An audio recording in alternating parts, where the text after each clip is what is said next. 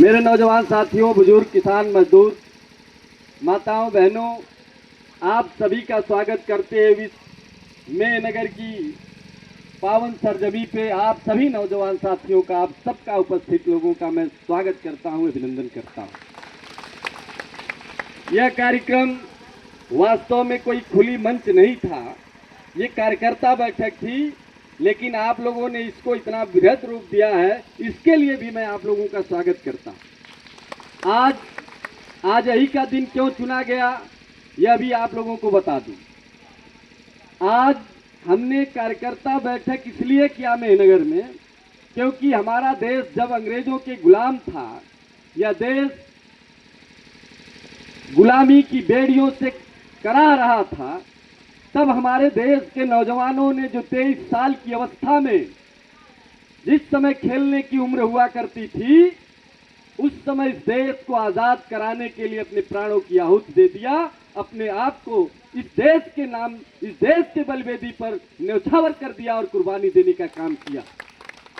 ऐ मेरे नौजवान साथियों, मेहनगर के लोगों, मैं आपके बीच में कोई वोट मांगने के लिए नहीं आया हूं। मैं आपके बीच में इसलिए आया हूं कि कांग्रेस का एक मिशन है।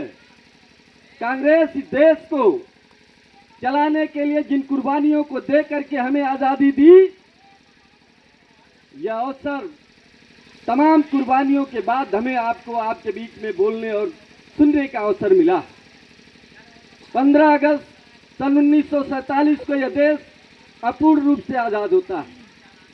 इस देश में संविधान 26 जनवरी 1950 को लागू होता है। इस देश में राजतंत्र हुआ करता था।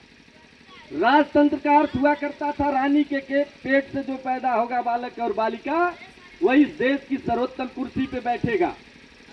कोई यादव का लड़का, कोई कुहार का लड़का, कोई कुर्मी का लड़का, कोई चमार का लड़का, कोई पासवान का लड़का न विधायक बनता था, न एमपी बनता था, न गांव का सरपंच और प्रधान बनता था।